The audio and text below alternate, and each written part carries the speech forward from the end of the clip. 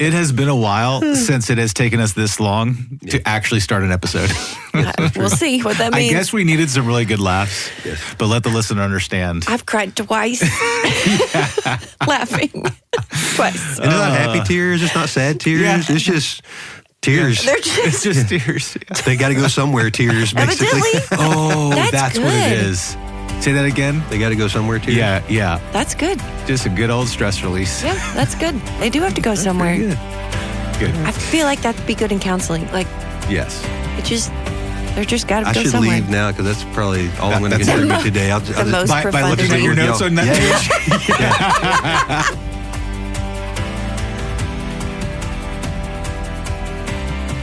The only thing on here is Joey's outline and a couple things that he thought about, and a lot of white space so that I can steal ideas as y'all talk. Just basically. like, I mean, it's the and fiery furnace. I actually What have is there to I actually have a say? ton of notes in my Bible. Yeah. It's just a matter of will I remember to hit that note when Right, when the time something comes. comes up. Yeah, but anyway. I did wonder as I was reading it, like, are we going to discover something new? Like, this might be one of the most famous passages ever. Yes. So welcome back to the Roundtable. We are in chapter 3 today. So for those who are not driving down the road and would like to follow along, if you are driving, listen to the audio Bible. It really does help when you hear it or see it for yourself. And so really fascinating because you just made a really good point, Lori. When I'm reading it, and we've said this about the first every chapter, it is so descriptive and it says what it means and means what it says and very straightforward. And yet last week, though, I remember commenting towards the end, I was really glad to discuss it because I learned a lot from you all and your observations. Yeah. And so I would imagine the same to be the case today. So what we normally do is we're going to run down the chapter as fast as we can, and then we will go back. And guys, what I think is helpful is you guys, I'm going to make my general 50,000-foot view observations, but then we're going to go back and do some your all's observations as we do it. So here we go. So keep our thoughts to ourselves along the way. That was Joey's nice way of saying, He was looking right at me as he was saying all that. Let the listener tell you when it's your turn to talk. I did laugh when I said last week, I was listening back to it. I said, that was great, but let me do the hosting. So same. So same. I just said it nicer this time. Don't leave a space. So here we go. And we're coming out of the end of chapter 2. And, Daniel was crediting God for receiving what the dream was of Nebuchadnezzar's and then also interpreting it. And Nebuchadnezzar is so elated that this happened. And what I noticed, he really spent a lot of time praising Daniel for it. He did acknowledge Yahweh, but he was really praising Daniel for it. Because then we get right into chapter 3 and he's, we'll get to the meaning of this later, but he builds this 90-foot golden image. And then he basically said, everybody's got to bow down. Every time you hear any music, you got to bow down and worship this thing. And so, and if not, he leaves the punishment like last chapter and later in this chapter, he talks about tearing people limb from limb. But in this chapter, he changes up the punishment and he says, I'm going to send you into a fiery furnace if you disobey. And so then these Chaldeans, I've got questions about these Chaldeans, but these Chaldeans come along and tattletales and rats out, our three friends, Shadrach, Meshach, and Abednego. I think about calling them Shad, Mesh, and Abed. What was the VeggieTales version? Yeah. Rat Shack and Benny or something like that? Yeah, maybe I should call them that. Yeah. No, So our three friends get tattletaled on, and that they weren't doing it. They were not bowing down and worshiping this golden image. So they go and they tell Nebuchadnezzar, and Nebuchadnezzar gets mad, and he's like, is this true? He verifies, and then they said, yeah, it's true. And then he goes, okay. And so he has the furnace turned up 7 times, is that what it was? 7 times the amount of heat. They get thrown in. As we all know, it's very famous. They get thrown in. They don't burn. Actually, the helpers that bring them down, they burn to death, even without even stepping foot in it. Nebuchadnezzar sees a 4th person in there. They come out. He questions them, what's going on. They said, hey, our God saved us. And so then he comes back to limb for limb, and he respects this situation or this event so much that he's like, if anyone speaks ill of Yahweh, of these 3 men's God, then they'll be torn from limb to limb, and then they get a promotion. Pretty good? That's pretty good. I didn't feel the need to comment. Just about VeggieTales. I did. Yeah, well, I mean, that wasn't a comment. That was hopefully a helpful suggestion. It was a helpful suggestion, yeah. Okay, so let's go back. What do you guys see? I know one of the highlights I made already was just how quickly Nebuchadnezzar forgets what just took place and reacts to the dream in a way that leads to pride, not humility. Yeah, it's ridiculous, right? He just hears that his kingdom is going to be destroyed. Mm-hmm. And the part that he takes away from that is, let's build a statue to myself. Right. That's so weird to me. Do we know when this happened, though? Because the first two chapters start with a timestamp and this end one with a doesn't. timestamp. This one doesn't, so it could have been next week or it could have been 2 years later. Yeah. I don't think we have a timestamp, but I do think that regardless, again, we're getting into principles too quickly, but how easy it is to forget. Yeah. And particularly somebody where there's this acknowledgement that he acknowledged Yahweh, he knew of Yahweh, but he clearly did not get to a place where he was himself worshiping Yahweh. And so, you get this golden image made. Probably, obviously, that's 90 feet's a pretty tall statue, not all of gold, but clearly noted as gold. And so spent a lot of money, a lot of time, put a lot of work into this thing. And so, any other observations kind of as we move along the text here? Well, you mentioned the Chaldeans. I mean, they're the inciting incident in this. I mean, you think about it, Daniel 1:4 talks about they brought the best and brightest of the Jewish young men to learn the ways of the Chaldeans. So, if I'm a Chaldean, I'm going, are we being replaced here? And then chapter 2, their life's on the line because Nebuchadnezzar calls their bluff on the dream, and then Daniel comes in and shows them up, right? And so we don't read about Daniel at all in this chapter. So it's almost like they kind of see their opportunity to kind of take care of business a little bit to kind of reassert themselves. Yeah. Just interesting. Yeah, they are feeling jealous for sure. And they want a tattletale. Yeah. Anything about the significance about all the different types of instruments being mentioned here? Was this the point that it was like anything, period? It's just opulent. I mean, the whole thing. Well, and there's Joyce Baldwin has a great commentary. In fact, if you want a commentary on Daniel, I think hers is probably the most accessible that I've found. It's good. And she draws out the point that, there's so much repetition in here, like satraps, prefects, governors, counselors, treasurers, justices, magistrates, and all the officials. Like says that 2 or 3 times. As opposed to just saying the leaders. It's like the author is making a point that this was a big deal. Yeah. That everybody was coming to do this, that all the instruments were going to sound. Right. That, everything was going to, bow in obedience to the king's command or face the consequences kind of like thing. it's a big nationalist moment. Yeah. Right? Like there's a full orchestra and we're going to, we don't know what songs they're playing, but it's something that Nebuchadnezzar wants associated with him and his power and his dignity and his rule and all of that. So I think that's the thing with the instruments is just the formality of it and what a big deal it would have been. Yeah. I think we'll get into this. Like we've learned a lot about Nebuchadnezzar so far. But one of the things I was reading about was that in ancient writing, Nebuchadnezzar was described so devoted to justice in his mind, like his version of justice, that he did not rest day or night. He was really restless. Later on, the word haste is actually used because I use the word haste to describe him in his actions in chapter 1 and chapter 2. But literally, the author describes impulsive almost. Yeah, impulsive. Yeah. And so, very restless day and night. And the document also stated that anyone that was criminally guilty of a second offense was decapitated. And afterwards, a stone image of the guilty's head was displayed as a warning. Wow. So this guy, impulsive, violent, clearly. I mean, tearing limb from limb, and then also this fiery furnace deal. Do you think he built the fiery furnace at the same time as the statue? Like, were those simultaneous things? I mean, it doesn't matter. I just wondered as I was reading it, like, is that a standard thing back then culturally, a fiery furnace? I read some things that indicated that, like in certain cultures, that was just kind of a common, because they had the furnace would have been used to make bricks, that sort of thing. So it was just a tool that was used for other things that could be repurposed. It just had dual purpose. Yeah. And it's interesting because we have these 3 friends, and they're mentioned in chapter 1.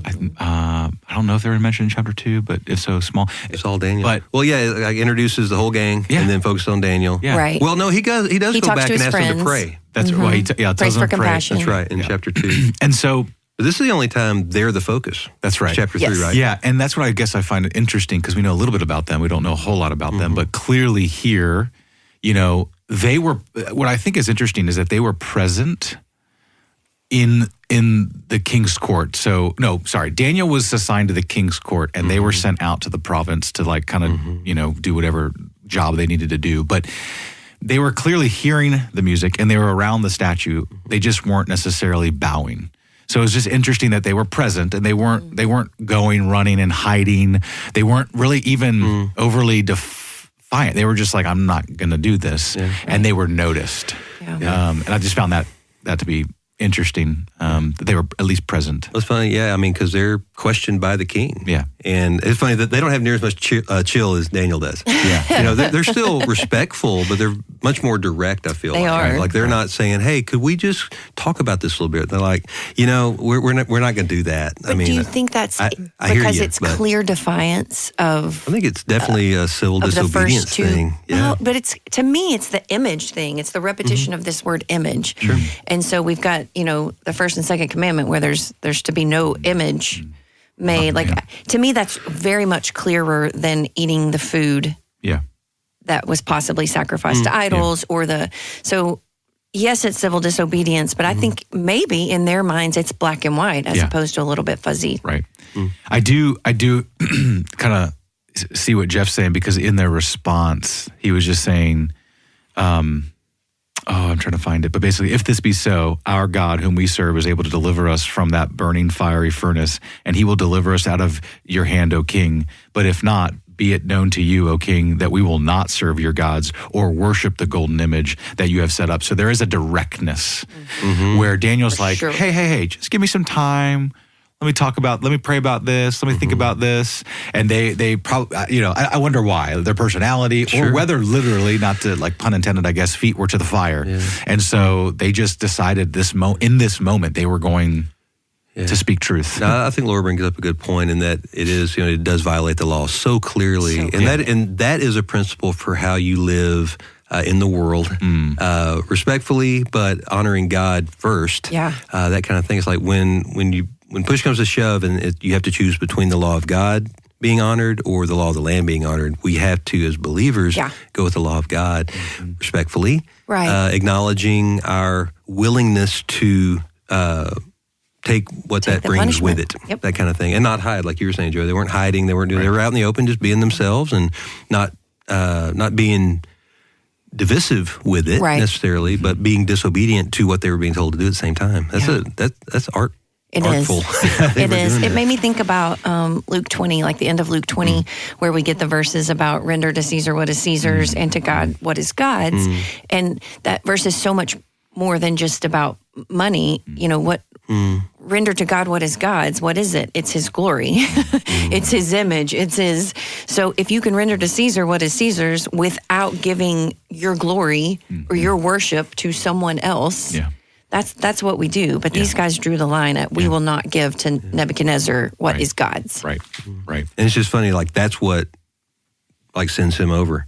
Like verse 19, then Nebuchadnezzar was filled with fury, and his expression of his face was changed. Yeah. Like just that impulsiveness his again. Authority was questioned. It could have been, he could have been responding to their tone. Who knows? I don't know. It's just you either do it my way or the highway, that kind of thing. Is he reasonable? Apparently not, that kind of thing. But I'm assuming they knew that because at this point they've been, in a leadership level. So they knew what it was going to cost them to do that. Yeah, they definitely knew the situation. They knew Nebuchadnezzar enough to know what was going to happen. And I think when they stepped in, they were probably praying, and they probably said, "This is it." I wonder what was going through their minds, though. I think we need to get to this, this moment where there's the fourth person in the fire with them. It doesn't speak a lot to it. I think I want to say that on the front end. When these things happen, we're not given a lot of information. Right. We're just given enough information. And so we just need to be careful that we jump all the way to certain conclusions. That clearly God sent something and someone to this situation in order to spare their lives. And God chose to do that. And we're going to get into the imagery of all this and all the practical lessons that come and the theology that comes of this. But just in terms of who this was, what have you read about this situation? Well, that it's either a theophany, pre-incarnate Christ in there with them, or that it was some sort of angelic being. I'm sure that there are commentators who would die on a stake either way for it. Yeah. That comes from the fact that it says that the fourth is like the son of the gods. But it says son of the gods, not son of God. And that's pretty common language for angelic beings. Correct. In the Old Testament. Correct. So, Right. yeah, that's a good principle is, okay, how else is this term or this word used kind of thing, either in the book or in the type of literature or in the entire Testament kind of thing. And so if you trace that down, in the Old Testament, again, they wouldn't have had a category for anything other than God. Yeah. Yeah. Adonai, Yahweh, whatever. And so that's the most they could come up with anyway. Yeah. So in the author's mind, it was at least an angel. Yeah. Right. Yeah. So, which would have been referred to as a son of the gods. Now, in our New Testament mind, we can stretch a little bit and go, it could have been a Christophany. Like, it could have been the pre-incarnate Messiah. Yeah. Right? Right. That kind of thing. But at the end of the day, it really doesn't matter. It just means that God protected them and was with them. Showed up somehow. Yeah, yeah, that's the way to put it. Yeah, for sure. And I just think too, it's important that as you read this, that it had to. The Old Testament was written to an Old Testament people for really the then and the now. They I don't know that they were thinking in the moment. This is going to be read post a resurrected Jesus, and Pretty sure they weren't. Yeah, exactly. Right. So like it was written 4 times. So a lot of Christophanies or theophanies, and a lot of things that do. The Scripture is one story. It is God's story. It is His redemption plan, and we do have the gospel. And we can see elements of the gospel in the Old Testament. Yeah. But with that being said, like the Old Testament was pre a living Jesus of Nazareth. Yeah. Right? And so we just have to be mindful of that. Yeah. It's what makes it even cooler. Yeah. Because there's shadows of that 2,000 years later when someone writes something and you're like, wow, who knew? Yep, for sure.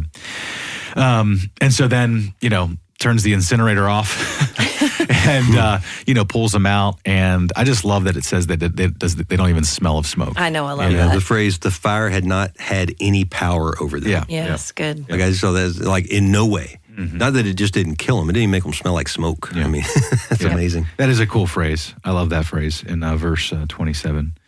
The hair on their heads were not singed. Cloaks were not harmed. And so then in true Nebuchadnezzar rash form, he just says, makes this declaration.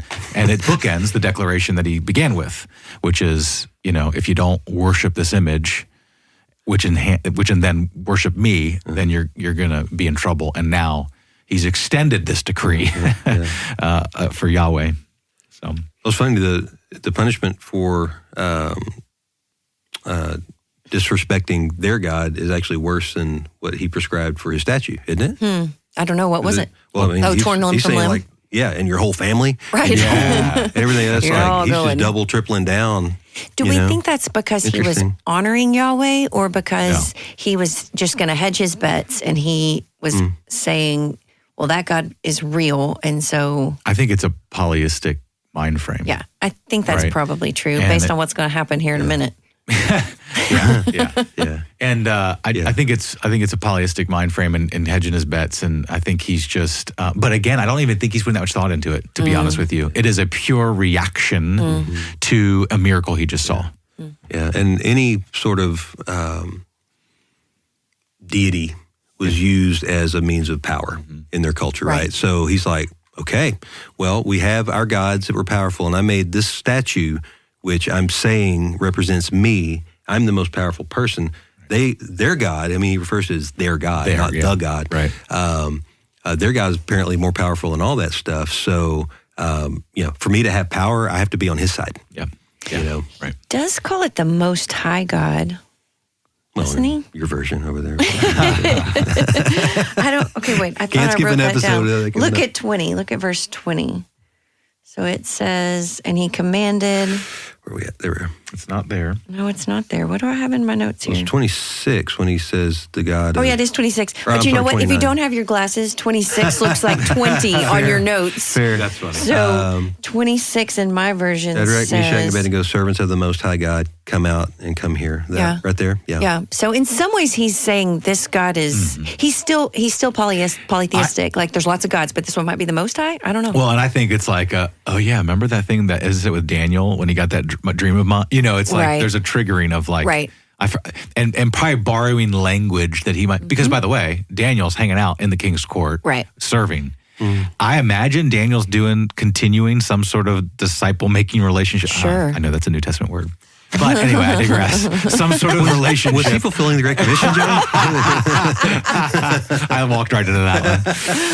As he was going. As he was going. There How you about go. that? That's Little Deuteronomy callback. There you go. Yeah. That's good. As he was going. So anyway, that he probably picked up on some language and then he recognized it for what it was. Sure. He recognized this miracle to be that. And so, all right, tons of application, like lots of. Like all the application. All the application here. I don't know where you guys want to start, but we can go kind of back to the beginning of chapter 3. I just think like his lack of focus from what happened out of chapter 2, and to Jeff's point, I don't know the time that went by, but clearly a lack of his lack of focus of God led to his forgetfulness of God, and so anyway, it's just. And then for him to go make this image, it's just us all the time. I feel like it's me all the time, that when I lower my sight line from God and being God focused and God centered in my life, I can create idols, and they can be big ones that are last whole seasons of life, or they could be little ones of the day. That when I get my eyes off of God, I clearly see that from Nebuchadnezzar. Yeah, I do think that it's a callback. We talked about this in the very first week about Isaiah 47, which the whole title of that chapter is the humiliation of Babylon. And, it talks about the daughters of Babylon and all the things. And the main thing in there is that the daughters of Babylon say, I am, and there is no one beside me. It's that image making. It's that building up of ourselves. That was the philosophy of Babylon. Yeah. And I think that this statue or whatever, huge thing that it was is the physical embodiment of that sort of philosophy of I am, and there is no one beside me.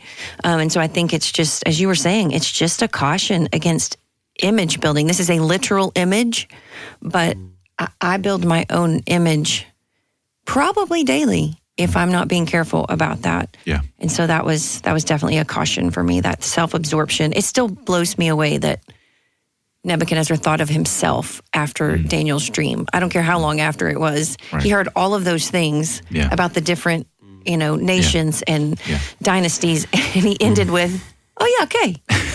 I'm going to build a statue of me. Like, what? Yeah, and that's the thing for all of us. I don't think, he saw Daniel.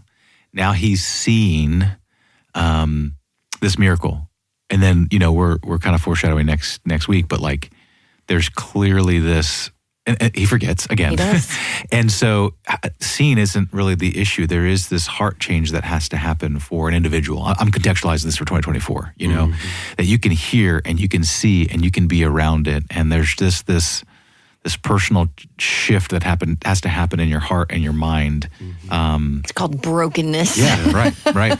Yeah. Yeah, and we talk about that here at the Ridge is, we want people to have a great experience here, but we don't ever want them to be impressed with us. Right. And impressed that's into why, faith. Right. And that's why, because just being a part of something does not make you any different. Yep. It just might change where you stand a few hours a week kind of deal. And that's just such a potentially scary place. We have to check our own hearts on that. Yep. We talk about, do we have the jobs we have because of who we are, or who we are because of the jobs we have? It's like, is it really integrated into me? Like, is it something outside of myself that's causing this, or am I just fulfilling a job description, so to speak? That's good. That's really good. Well, and I think that we, as modern day people, even modern day Christians, we're too sophisticated to bow down to some actual image. Yeah, right. But what we bow down to is pretty obvious if we sit still long enough, as a culture for sure, and as individuals, what we bow down to. And I think the why behind it is even more important. Like, why do I let myself bow down to the things that I bow down to? What do I not believing about God? Yeah, and to be honest with you, as I'm listening to us talk about this topic, I'm actually thinking about self-awareness. Like, I really do wonder, I think sometimes people might be listening to this, and I might even be talking about this, and when I'm talking about this, I'm talking about somebody else, I'm not talking about me. Because I think Nebuchadnezzar here, he just was really not self-aware about what was going on here. And I think in our own idol making, like you just said, there's like, hey, we make idols, and it's like, do people know what idols they're making, or are they self-aware enough to know? So honestly, like, I want to be praying every morning, Lord, convict my heart, reveal in me, where I'm not making you primary, and so hopefully that leads us to a place of desiring, and it hurts. It does. It hurts to like pray that prayer and then it be revealed, because as God molds the heart, it comes certainly at a uncomfortable cost. Well, I mean, I won't speak for you guys, but we're all three sitting here in kind of new jobs and new roles, and I want to do mine well.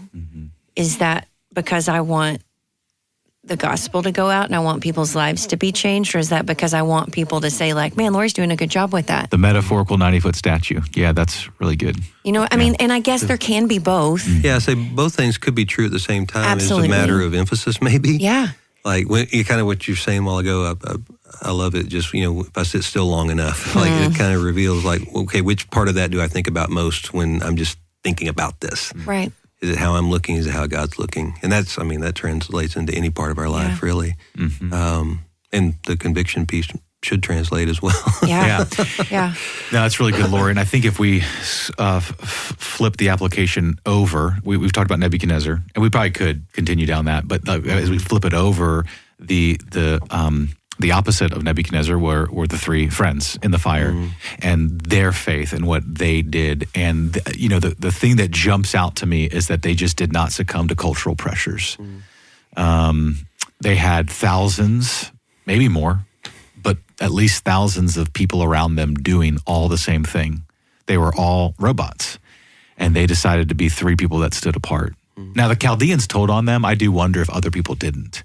But because they were Jews, the Chaldeans didn't like the Jews, and they had a bone to pick with the Jews. And so, did they represent a bunch of Jews that didn't? Did other Jews? Or were they the three faithful ones? Yeah, were they the three faithful ones? Yeah. I mean, I don't know, but it is interesting. But they didn't succumb to cultural pressures. And this bleeds a little bit over into what other scriptures talk about this in the Bible. But I think of Romans 12, 1 and 2, but present your bodies as living sacrifice, wholly acceptable to God, which is your reasonable act of service. And then, do not be conformed to this world, but be transformed by the renewing of your mind. Why? That was You read that real fast. That was super fast. And do not be conformed to this world, but be transformed by the renewing of your mind, that you may prove that is good and acceptable and perfect will of God. See, I stutter when I talk slow. So if I just bulldoze it, no stutter. I miss James Earl Jones right now. Oh, that would have been a good verse for him to That would read. have been a good verse for him to read. Also, I was trying to decide if that was some sort of metaphor for your life. But go ahead. I don't know. I don't even know where to go with that. Boom. I do like how we have these little commercials that kind of keep people like we might lull them to sleep with our context and our whatever, and then all of a sudden somebody will zing one in on the other one, and we're all ears. So just they did the whole Romans 12, 1 and 2. They didn't, not being like this world. We were in it, but we're not of it, and they clearly were able to balance that. What do you guys think about that? Amen. Yeah. Cool. Oh, well, I was just going to say that I think that certain decisions had already been made for them. If you're a person with true convictions, there are certain decisions that you have already made. And I think that they were not going to bow down. There were going to be no gods before them. I mean, they were pretty settled on the 10 Commandments, the Big 10. They were settled on, and it just made me think, because I'm reading in the Old Testament right now. I just got to the part in First Chronicles where David his reign's about to be over, and he's dedicating the temple. Right there at the end of First Chronicles, and he says, "O Lord God of our fathers Abraham, Isaac, and Jacob, keep this desire in the hearts of your people forever, and keep their hearts loyal to you." He's praying over them, and that's what these guys had done. They had kept their hearts loyal to God. Keep this desire in your hearts of your people forever, and that's something I probably should put on my mirror. God of our fathers, keep the desire for you, because Israel was in a good place at that time. Right. With the dedication of the temple, and David was just like, yeah, let's keep those convictions. Yeah. Yeah. Just thinking about them too, how they just come out of I would assume a somewhat prolonged period of being trained in the ways of their culture. Mm-hmm. And so, yeah, they definitely came in knowing the law. Apparently they knew it well enough to where we were saying a while ago, like kind of the balance of both things. It's like somehow they kept that primary for them. I wonder how well I do that. Like, yeah. When I get a little too far into the world for too long, I know just how easy it is to forget God's standard, right? In big or small ways. And these three young guys, I mean, these are teenagers still, right? I'm assuming based on what we know about it. Knowing God's law, having been immersed into a culture, have to do certain things, learn certain things, learn a new language, all these kind of things, and yet they still adhere to God's law. It makes me think of 1 Timothy 4, Paul's instruction to Timothy. It's like, don't let people look down on your youth, but set an example. Yeah. Like these guys are kind of doing that. What do you think about this? I just thought about that when you were explaining that. Like, based on their age, we obviously, God gave us what he wants us to know about the story. But God uses and chooses different people regardless sometimes of their goodness or lack thereof. Sure. And I wonder if they were defiant teenagers. God's like, I got a job for you. And well, that or like God chose to show off and save them regardless of. Sure. Yeah. And like I just think like because then we get into he chose to do a miracle in this moment. Why wouldn't he for me? I've been faithful like these three guys. Yeah. But I haven't gotten that miracle, or my grandmother didn't get that miracle, or so and so who was a saint didn't get that miracle. Because I think the broader principle throughout Scripture is sometimes he chooses, sometimes he doesn't. Yeah. And that's why theology matters. Yeah. As she said it a while ago, it's it's because of what they already believed about God that they knew what to do That's right. when the opportunity came, or the situation came. Because it says our God whom we serve is able. Right. Yep. They don't say our God will do it. Like they don't do this big flex and then put God's reputation on the line. Yeah. They say he's able to do it. Right. If he wants to, he will.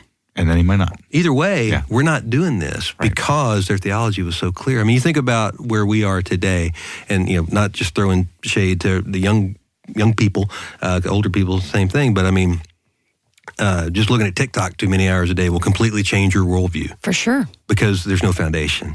There's not good theology already obtained by whoever it is, whether young person, old person, whatever. Like if we're that easily moved, is the thing that just moved us isn't the problem. Right. Yeah. It's what wasn't happening before that thing happened. Yep. Right. So these guys, they had already done the work. Yep. And so opportunity comes and they show up. Yep. Yep. And in verse 15 and 3:15, Nebuchadnezzar literally says, what God is there that will deliver you out of my hands? Mm-hmm. And the three friends are like, me, we know. It's our God. Right.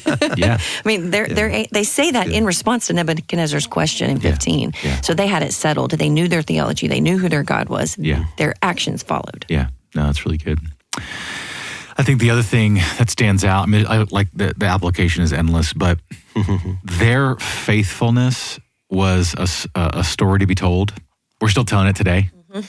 But even then, in that moment, because now God performed this miracle, used these three guys and their faithfulness, and used an unbeliever, Nebuchadnezzar, to declare something about the Most High God. So good. Yeah.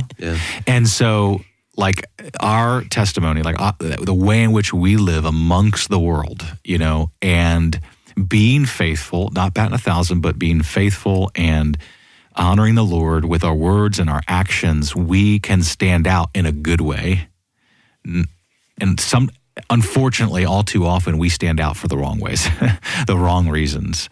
And it was just motivational to me that, God can work miracles in your life, and he's going to use it not just for your benefit of earthly comforts, but for eternal rewards, for eternal perspective, I should say, for other people knowing Jesus, possibly. So that was another thing that stood out. Verses you guys have that you kind of wanted to share about this text. And then, Lori, you can include pastoral encouragements with these scriptures. Wait, did I say that out loud when we were recording last time? Definitely, 100%. I couldn't remember if we had pause. Oh, that's right. I pouted. You did a little bit. You did a little bit. Well, I was surprised, honestly, about the number of verses that jumped out from this particular passage. I mean, I think we all go to Isaiah 43, where it talks about, when you walk through the fire, you will not be scorched, you will not be burned. Mm-hmm. I mean, that's pretty obvious. I thought about Job saying, though he slay me, yet I will trust him. I thought about Jesus in the Garden of Gethsemane saying, not as I will, but you. Like there's a lot of that kind of thing going on. And so I was surprised at how many places came up. But more than anything, I think I was convicted by just the fact that God was with them, or sent someone to be with them. God was with them. And one of the things that I love the most about biblical theology is just following that thread of, God was physically with his people in the garden, and then he was with them in the tabernacle, and then the temple, and then he sent Emmanuel, God with us, and then the Holy Spirit was with us. How much different would my day-to-day look if I really, really, really believed that God did all this, not to save me necessarily, although he did, because he wanted to be with me. Like, why do I not walk in that? Why am I ever scared? Why am I ever sad? It's because I'm human. Yeah. But at the same time, God is with me. Yeah. And this is just another place in the story of Scripture where we see that. Yeah, I just love the promise. He'll never leave us or forsake us. Yeah. And those are the threads that we follow and we see, Old, New Testament, all throughout. It's good. Yeah, I don't have anything to add to what you just said. I mean, just to kind of go back to just the theology matters piece. I mean, it really, that's just such an underdeveloped area for most of us, and just seeing how it all connects and how what we really believe does determine how we're going to act. Yep. Kind of thing, the orthopraxy thing we talk about a lot, Yeah. Like we talk about doing good triage on what's most important. Yeah. What's less important, and not, kind of majoring on the minors. But I mean, this is all theology proper stuff. This is all based on who God is and what God has said. And they had that foundation, And so just the encouragement is do a little heart searching and see if you really have a desire for that foundation, because you don't ever quit learning. It's like, well, that's great. I read a book one time about, the doctrine of God. Okay, awesome. What have you done since then? How are you applying this sort of thing? So just to continue to kind of search our own hearts, and just see if we're ready. Yeah, I love that you guys went there. I've been thinking about, and I wish I would have brought it up a little earlier to talk about it, but I think I'll close kind of with this, that these three friends were not loud and boisterous with their protest. They were living their lives, and they were probably doing a really good job, because they actually end up getting promoted. I mean, so there's some semblance of usefulness here in what they brought and who they were. And so... but they were living faithful lives, and they were thrusted into a moment where, you both made the point that they were ready for this moment because of the reading of the law and understanding and all that kind of stuff. And so just let us be people of the word. Let us be reading. Let us be ready for whatever might come our way. And let us just answer the call when called upon for a moment to happen where we are just proclaiming Christ. We're proclaiming the Lord. And then we'll never know, you never know how God might use that for other people coming to know him. So we'll be back for chapter 4. Eventually, we might take a break here, a little fall break with everybody else, the rest of the world.